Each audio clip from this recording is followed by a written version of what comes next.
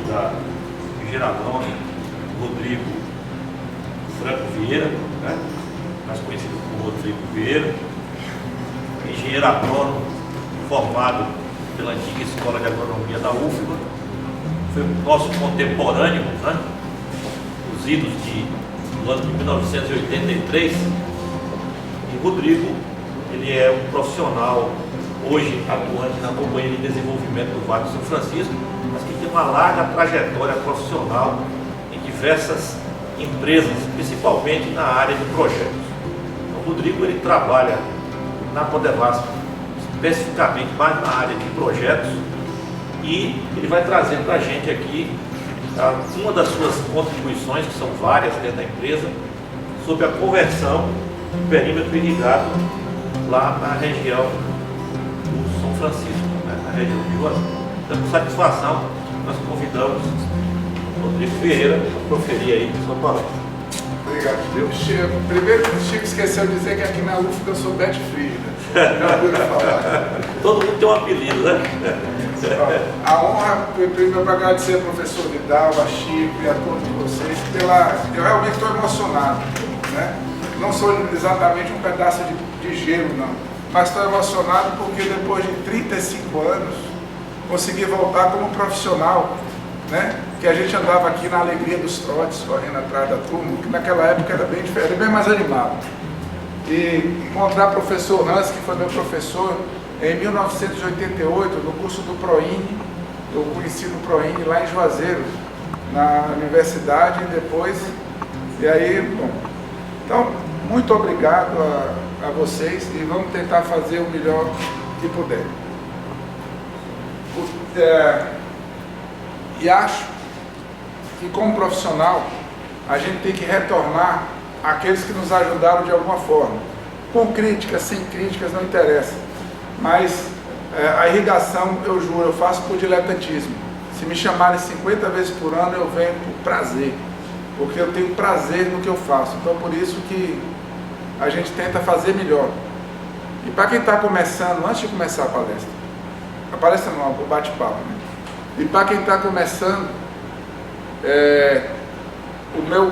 um conselho, né, que a gente pode dar: não tenham medo de errar. Errar é a melhor coisa da profissão, desde que você aprenda com ela. Esse é o pensamento, principalmente em Israel. Não é à toa que Israel é Israel, né? O que é que nós vamos falar hoje? Vamos falar de conversão de sistemas de irrigação.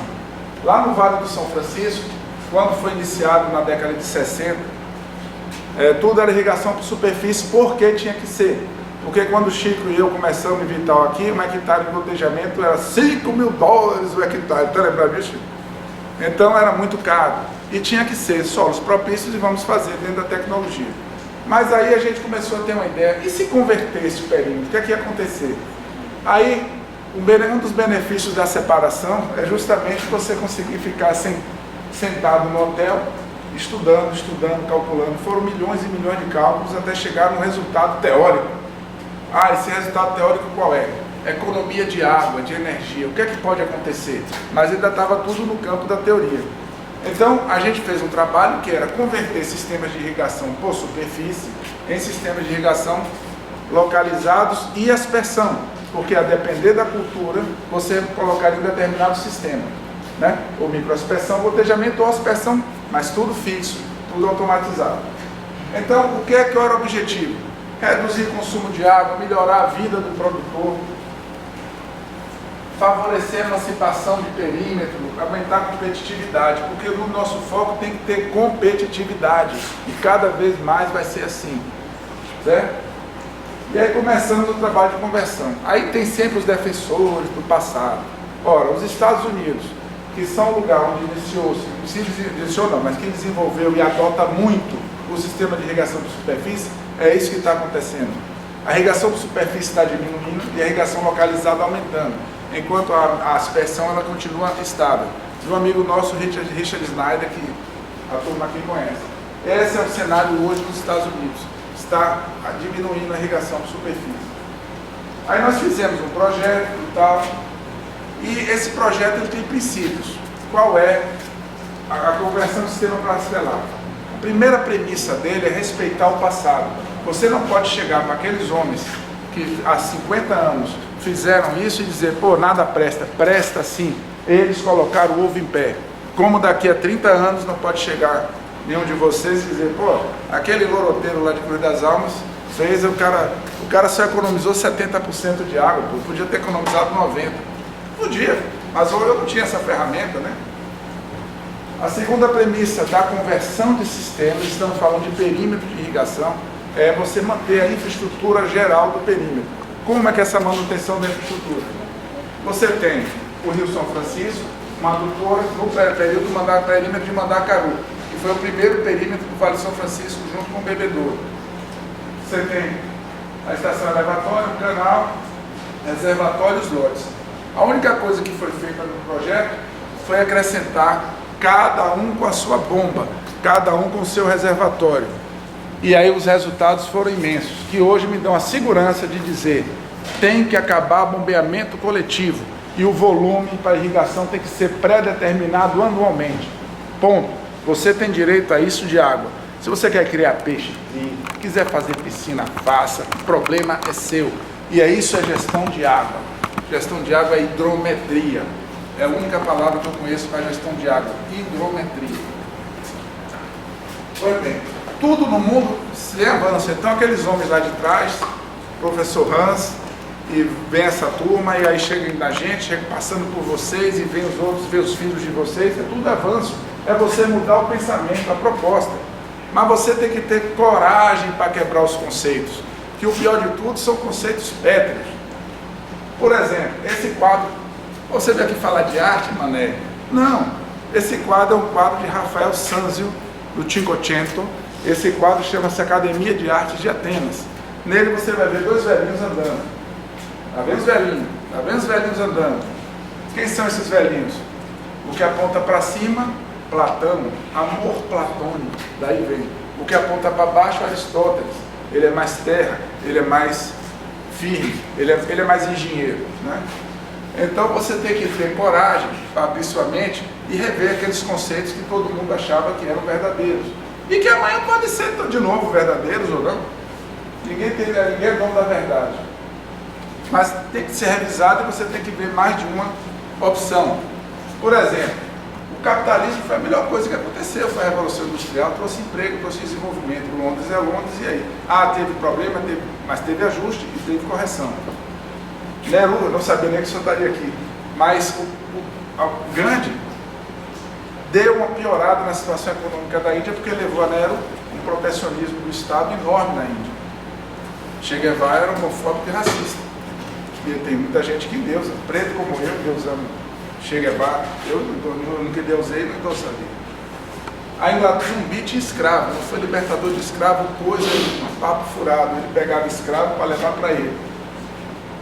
E a Inglaterra não queria a Guerra do Paraguai. Então você pega um livro, Veias Abertas, que um bocado de criminoso me leu no Colégio de São Paulo, professor, e não tem uma referência bibliográfica. Vocês todos são homens da ciência. Tudo que vocês fazem em cima de referência bibliográfica e teste. Não tem uma referência. E graças a Deus, pelo menos o autor teve a coragem de desmentir, pode pegar aí, tudo que ele falou era mentira. Pois bem, então a metodologia, como tudo na vida, como qualquer projeto de pesquisa, ele tem fases. Quais são essas fases da metodologia de conversão de sistema? Que um amigo meu chamou de protocolo. Eu não sabia nem o que era protocolo, mas ele me ensinou. Primeiro você tem que identificar os lotes, ver quais são as culturas que tem. Nós estamos falando de um lote que está com planta, que já está plantado. É muito mais difícil você fazer um projeto com um lote que já está ocupado do que um projeto com uma terra nua. É muito pior. Você tem que equilibrar diversos volumes e com a mesma vazão. Então é um parto na ladeira, como se diz.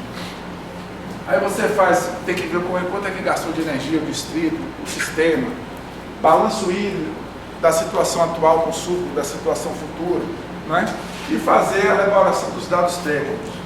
Aí vai para um cara de coisa, projeto executivo, determinação dos volumes futuros, quanto é que você vai gastar, a mais ou a menos, energia, e no final de tudo, o que é o que interessa? A análise financeira. Então aí a gente fez no Mandacaru um trabalho que só foi implantado porque ganhou um prêmio. O prêmio é da Câmara Americana de São Paulo, que pela primeira vez foi conferido ao Nordeste. Foi a primeira vez que eu usei paletó na vida, parecia um rapazinho. Então vocês estão vendo aí a irrigação por superfície, como era, como ficou. Isso é um dreno, pessoal. Pessoal, a água em dreno em tempo de chuva é desperdício, em tempo de seca é desperdício. Dreno não é para ter água, dreno é para lavar sal, com a chuva ou com uma lâmina de lixiviação que você vai aplicar em função da condutividade elétrica no seu estrato de solo. Aí, o convertido do Mandacaru, sem encharcamento, cotejamento ali em Manga. Aí, como é que foi? Cada lote tem o seu reservatório. Então, isso aí é um flutuador que o técnico fez, custou R$10 para evitar o transbordamento, que a água vem do canal e entra em cada reservatório individual. Alguém conhece aqui o Vale de São Francisco? Alguém conhece o Projeto Torão? Pronto. Alguém gosta de fazer rafting aqui, que é negócio de canoa? Pode ir lá. O Torão não foi convertido. Pode ir que você vai ter uma emoção que nem tivesse naqueles rios da América. Porque a água, tudo isso é desperdício. Aí é comparativo da produção de cebola do Mandacaru convertido com o Torão não convertido. Idem, cultura da cebola. Manga, olha que beleza, a piscinona que vai, tudo isso é desperdício. E olha o Mandacaru, sequinho. Olha os drenos do Mandacaru hoje e o dreno do Torão. O dreno do Mandacaru hoje não tem uma gota de água. Quando a gente foi para um desses eventos aí que a gente foi fazer, aí tinha uma repórter da Globo, né, bonitona, ela em Santos, ela faz negócio do Globo Rural. Aí essa mulher chegou toda bonitona, o que foi, meu Deus? Nem lembro. Aí ela chegou, não, porque a gente podia levar a equipe lá para conhecer, para fazer o Globo Rural. Aí eu falei, eu vou ter a maior satisfação de ver você entrar no dreno com seu escarpão francês e sair seco sem uma gota de lama. Aí ela, como é que você sabe que eu uso escarpão francês? Ô minha filha, pelo arriar da mala só pode, né? A mulher é nada. Então você vê a diferença dos drenos do Mandacaru com o Torão. E aí foram os resultados finais até 2017. 2018 eu já não botei. Você reduziu o volume anual bombeado. Irrigação não é vazão, irrigação é volume. Ponto. Vazão é consequência do tempo de a par de engenharia. Você reduziu o volume em 63%, ou em 55%, e aumentou a área irrigada em 63%. E a depender da cultura, os índices de produtividade foram de 50% a 300%. Vamos cá. Então esse projeto, que era um projeto piloto, ele aumentou a competitividade. E aí o que é que faz com isso? O que é que faz com essa informação? Então isso aí foi expandido agora já só como um projeto executivo para mais 4 perímetros: Bebedouro, Torão, Braçá e Muriçoca.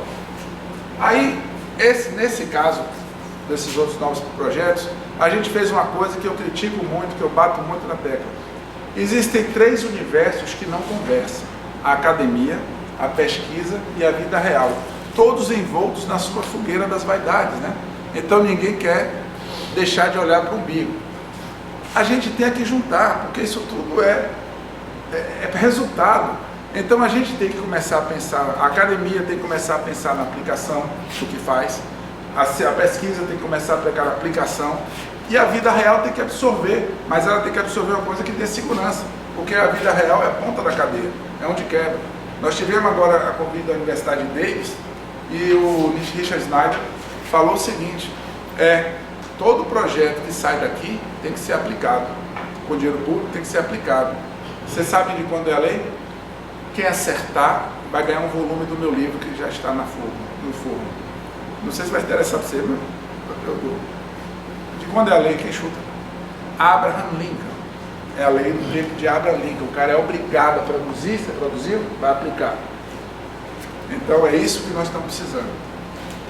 Por quê? Porque quando você junta esses resultados, esses universos que não se falam, você tem resultado. Aí quais foram as inovações? A empresa que ganhou a concorrência usou imagens de satélite que a gente nunca tinha usado. E utilizando a união da academia com a pesquisa, utilizamos percentual de área molhada e teste de bulbo, que pela primeira vez foi feito no serviço público brasileiro, federal, que eu saiba. Ninguém parou. O cotejamento é solo médio, 40, solo arenoso é 30. Não, acabou isso.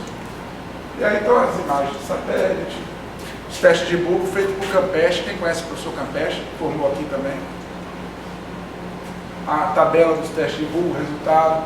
É assim que tem que ser irrigação localizada, é o bulbo molhado, senão não é localizado. Aí você vai preenchendo ficha, cada produtor preenche sua ficha dizendo o que é, o que tem. Lembre, está implantado, você vai mudar o sistema. O que aconteceu no Madagascar, o cara não queria assinar, não pedia assinar. Aí eu peguei essa assinatura, é sua? É, então fica na sua, porque está lá. Então você faz o croquis da área, todo bonitinho, e aí começa o projeto. Esse é um balanço hídrico da situação consumo, um lote determinado. Ali estão 470 mil metros cúbicos por ano que esse lote vai gastar. O mesmo lote, as mesmas culturas, as mesmas áreas, convertidos, vai gastar 170 mil metros cúbicos por ano. Mas isso teve um coeficiente chamado coeficiente de benevolência, no qual assumimos que a irrigação por superfície estava dando 40% de eficiência. Mas Chico, professor Francisco, há uns 10 anos atrás foi lá, fez um trabalho que a eficiência média dos perímetros de lá era 20%. Mas aí era bater em cachorro morto, não podia fazer isso. Senão ia dizer que era mentira. 20%. A Deságua, que aliás está financiando aqui o evento, a Deságua fez um trabalho lá. Dava 23, 17, teve que deu 17%. Ou seja, de cada 100 litros você estava jogando fora 83. Aí você faz dados técnicos, aí já é parte de engenharia. A irrigação termina na hora que você determina o volume. Determinou o volume, acabou a irrigação. Daí para frente é engenharia. Entendeu? A irrigação chega até o volume, cálculo do volume anual. O resto é engenharia, porque a vazão vai ser em função de tempo. Então, é engenharia, dimensionamento econômico, e aí vai. Aí você tem aquela como dimensionou e tal, as planilhas como foram dimensionadas. E no final de tudo, aí cada setor. Então, aqui é que a gente falou, por que você converter um projeto pronto, um perímetro pronto, é mais difícil do que um lote novo? Tem lote que teve um lote que tinha 18 culturas diferentes, num lote de 10 hectares, com espaçamento diferente, demanda diferentes. A bomba é a mesma. Então você tem que trabalhar os emissores de tal forma que dentro do tempo que você estabeleceu, que no caso foram 20 horas, dentro do tempo que você estabeleceu, a mesma bomba sirva para tudo. Então a curva da bomba desloca. Então todas as bombas a gente analisa cada uma, cada deslocamento para ela não fugir do ponto de operação. E aí automaticamente já sai o valor. Nesse caso desse lote, na época, o cara ia gastar R$ 4.500 de energia elétrica por ano, previsto. Podia ser mais, podia ser menos. Aí é o desenho do lote, a planta toda bonitinha, cavalete, tudo explodido. É assim que se faz orçamento, pessoal. Orçamento você tem que separar por item, você tem que separar por zona, tem que separar por setor. E isso que vai dar para você conferir segurança jurídica e também para conferir segurança na hora de montar. Ah, faltou tal plano, não faltou nada, está tudo no desenho, qualquer um monta. Então a metodologia tem uma coisa muito interessante, ela é própria, foi desenvolvida pela Codevas, né? Ela é uma prerrogativa que exige experiência de trabalho, não adianta ser o cara que nunca projetou, ele não vai fazer. Muito mais do que projeto hidráulico. Nós não inventamos irrigação, nós não inventamos gotejamento, nós não inventamos balsa, nós não inventamos nada disso. Nós usamos o que vocês produziram da academia, o que as empresas produziram, o que a pesquisa produziu. Agora, nós juntamos tudo e todas as variáveis foram analisadas. E aí, como se diz na Bahia, calça de homem não veste de menino, então quem não tem cabelo não carrega trança. Por quê? Porque é uma coisa que você é um passo à frente de coragem. Eu falo isso aqui no sentido da coragem.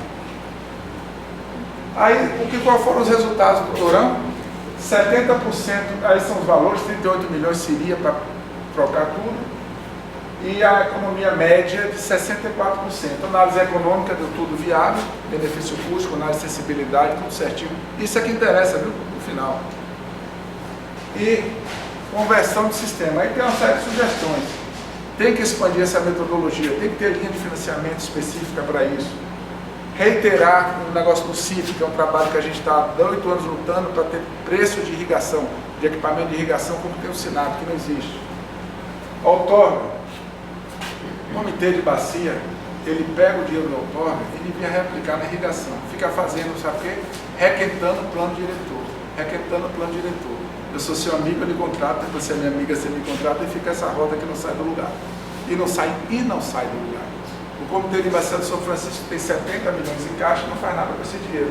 Ah, faz. Fez um evento lindo em Maceió, a base de lagosta. Não me convidaram.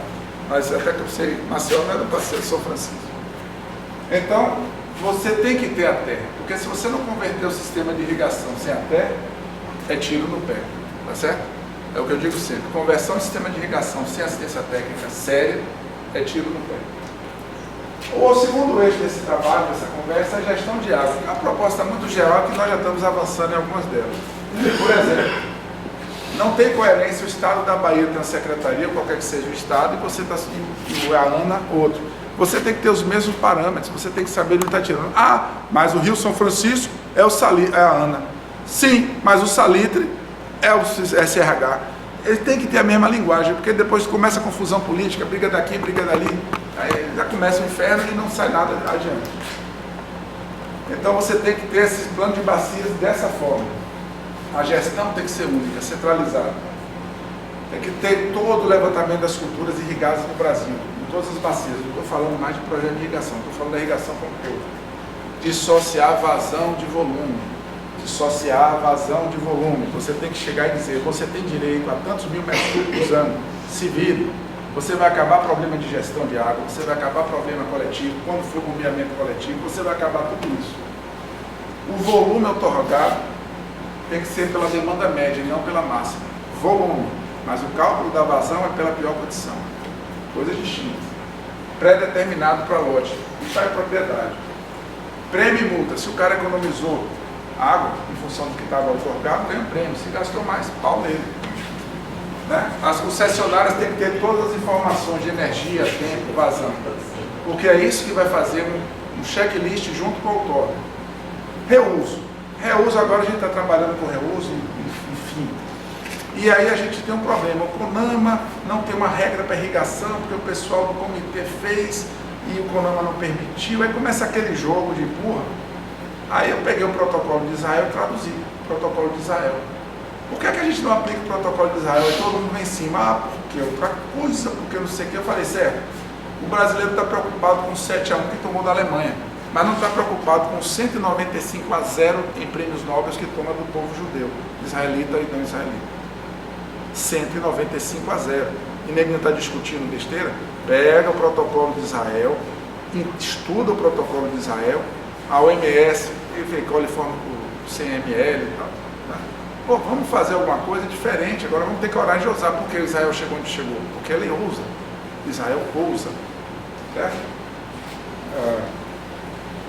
Uso de efluente, sem cobrança de outorga, se você não cobra outorga e estimula o uso do efluente. Não tem nada que depure mais efluentes do que a irrigação. A irrigação é o maior depurador de efluente que existe. A água vai para o solo e ela é filtrada. Isso quem falou no artigo nosso na revista foi Carlos Bart, ele está coberto de razão. E aí eu coloco, obrigar que a outorga seja aplicada em saneamento e irrigação. E aí fica a pergunta, comitê de bacia é sanguessuga da irrigação?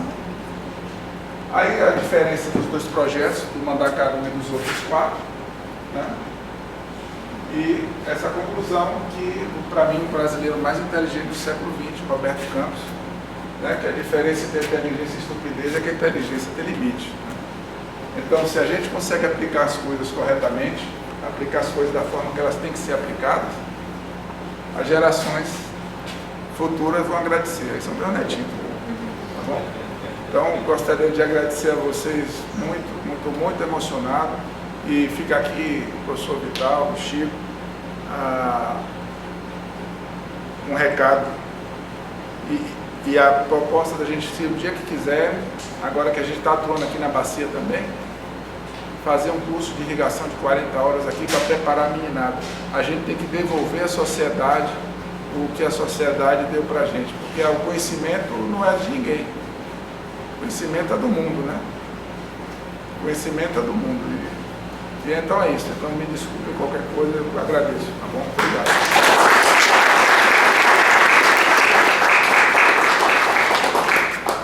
Perguntas, sugestões, críticas, você tinha levantado o braço. Não? Alô, Ida, você não tinha nada? Você quis perguntar alguma coisa? Ah, tá. Deixou não, é para vocês perguntarem, senão não tem graça nenhuma. Se eu sair daqui sem ser esculhambado, não adianta. Como é que vocês estão lidando com essa questão da parte de saúde